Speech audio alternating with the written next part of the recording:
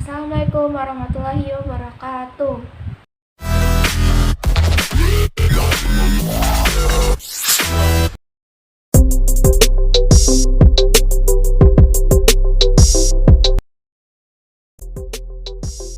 Makanan dan minuman yang halal harus memiliki beberapa kategori. Yang pertama, halal zatnya. Hal ini berarti makanan dan minuman halal harus terbuat dari bahan yang halal pula, tidak mengandung unsur-unsur yang diharamkan menurut syariat. Contohnya seperti nasi, susu, telur, dan lain-lain. Yang kedua, halal cara mendapatkannya. Selain itu, makanan dan minuman halal harus didapatkan dengan cara yang halal pula. Sesuatu yang halal tetapi cara mendapatkannya tidak sesuai dengan hukum agama akan menjadi haram.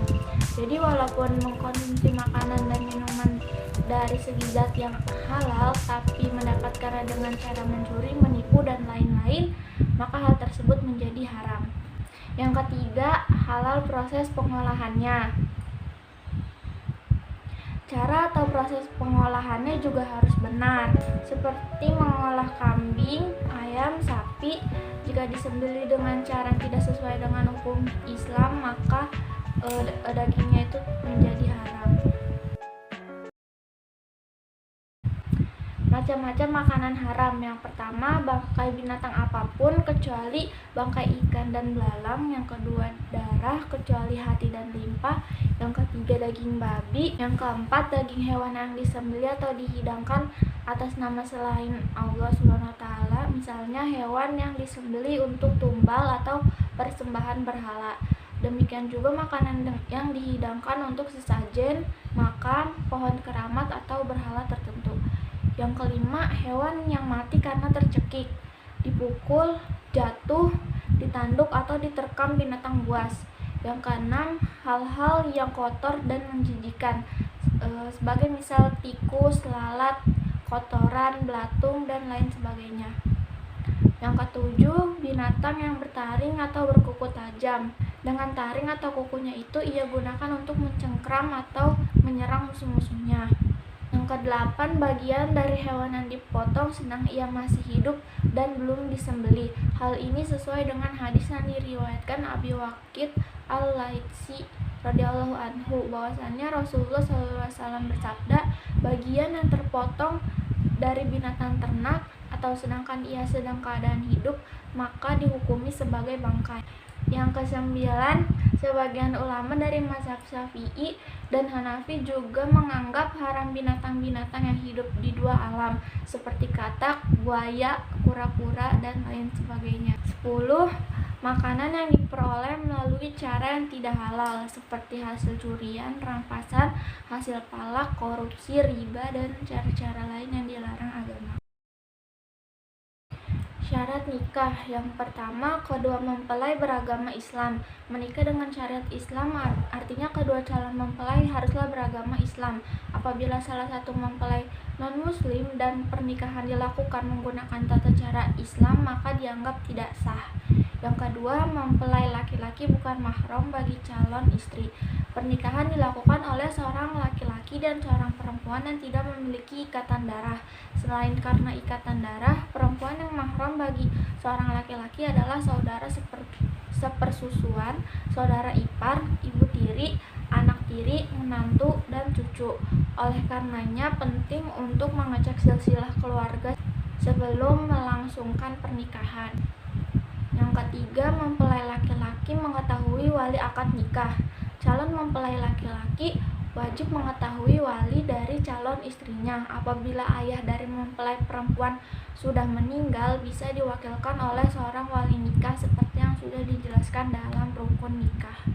Apabila wali nikah dari pihak keluarga tidak memungkinkan untuk hadir, maka bisa menghadirkan seorang wali hakim untuk menjadi wali dalam sebuah pernikahan.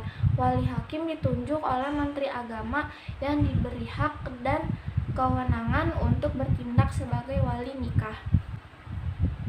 Yang keempat, tidak sedang melaksanakan ibadah haji. Dalam ajaran agama Islam, pernikahan akan dianggap tidak sah jika dilakukan saat sedang menunaikan ibadah haji. Meskipun ibadah haji merupakan suatu amalan yang baik dan besar, namun saat seorang melaksanakan ibadah haji, maka diharamkan untuk melangsungkan pernikahan.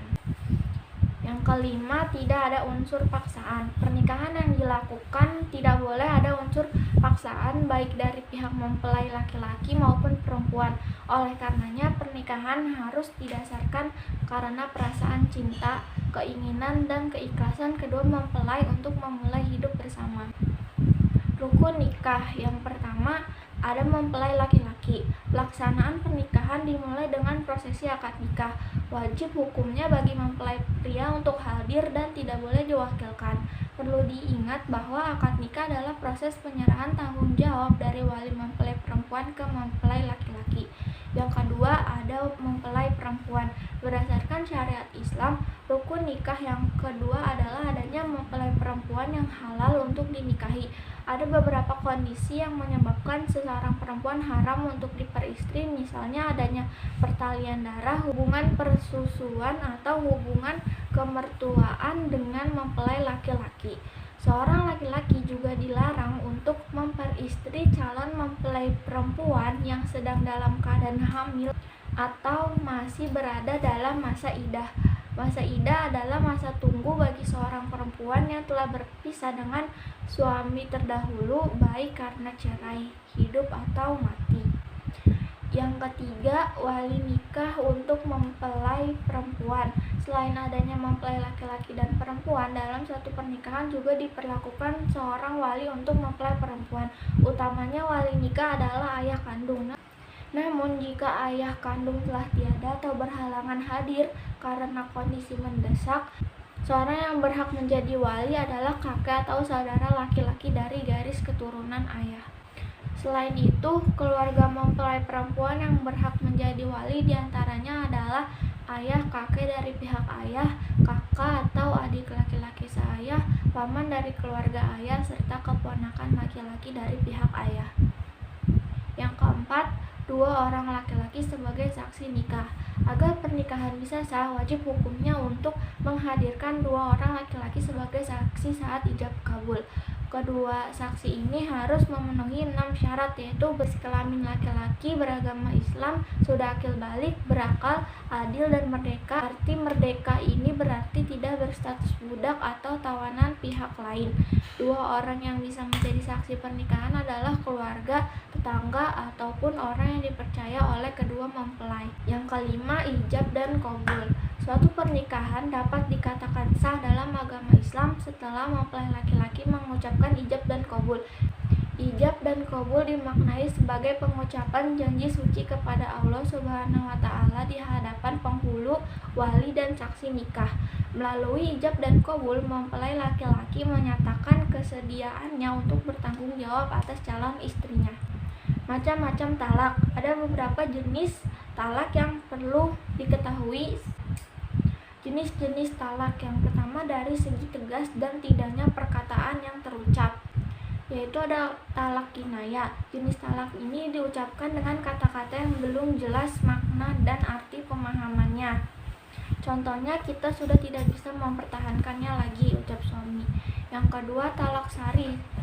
Talak ini mengandung kata-kata yang jelas makna dan tujuannya dengan bunyi, aku minta kita pisah. Yang kedua, dari segi jumlah, ada talak 1, peringatan pertama yang dijatuhkan oleh suami kepada istri. Talak 2, talak yang dijatuhkan suami kepada istri untuk kedua kalinya maupun 2 ucapan langsung. Talak 3, ucapan talak yang dijatuhkan sebanyak 3 kali maupun talak 3 yang diucapkan pertama kalinya. Yang ketiga, ada segi keadaan istri, ada talak bid'i. Jenis talak yang diucapkan sang suami kepada istri yang digauli saat haid dan dalam keadaan suci. Yang kedua, ada talak sunni. Talak ini diucapkan sang suami kepada istri yang pernah digauli dan kondisi istri dalam keadaan suci dan pada waktu suci belum digauli, sedangkan sedang hamil dan jelas kehamilannya. Selanjutnya ada talak lasuni wala bidai, jenis talak yang diucapkan sang suami dengan keadaan istri yang belum digauli dan belum pernah haid atau belum balik ataupun telah menopause. Selanjutnya ada macam-macam talak berdasarkan keputusan rujuk. Ada talak bain, yaitu talak ini tidak boleh rujuk kembali. Selanjutnya ada talak raj'i. Talak ini diperbolehkan rujuk kembali setelah bercerai, namun syaratnya merujuk saat istri sedang dalam masa iddah. Cara untuk menjadikan keluarga sakinah mawaddah warahmah. Yang pertama, memilih pasangan dengan kriteria yang tepat. Kita harus menentukan dulu pasangan seperti apa yang dibutuhkan untuk membina keluarga yang sakinah, dan carilah kriteria pasangan sesuai dengan kriteria dan tuntunan sunnah Rasul. Yang kedua, memenuhi syarat utama dalam rumah tangga, yaitu are not alone. We're going home. No pain will last forever. Let's look at the stars high in the sky. Believe that there's no limit. We are not alone. We're going home. No pain will last forever. Let's look at the stars high in the sky. Believe that there's no limit. We are not alone. We're going home. No pain will last forever. Let's look at the stars high in the sky. Believe that there's no limit. We are not alone. We're going home. No pain will last forever. Let's look at the stars high in the sky. Believe that there's no limit. 爱，希望与爱从未离开，阳光终将会驱散阴霾。别怕孤单，家一直在。 Banyak suami yang PHK pada masa pandemi yang berakibat pada ketidakstabilan finansial dalam rumah tangga, sehingga suami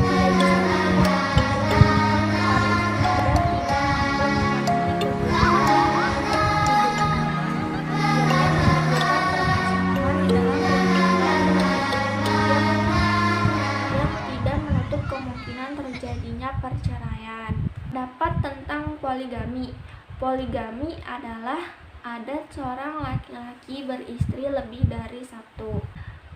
Saya setuju saja dengan tindakan poligami karena menurut saya selagi tidak merugikan secara batin dan jasmani seorang wanita dan suami itu mampu berlaku adil pada semua istrinya, karena dalam Islam diperbolehkan dan banyak para ulama juga yang memperbolehkan dan setuju dengan poligami ini. Sekian penjelasan dari saya, kurang lebihnya mohon maaf. Wassalamualaikum warahmatullahi wabarakatuh.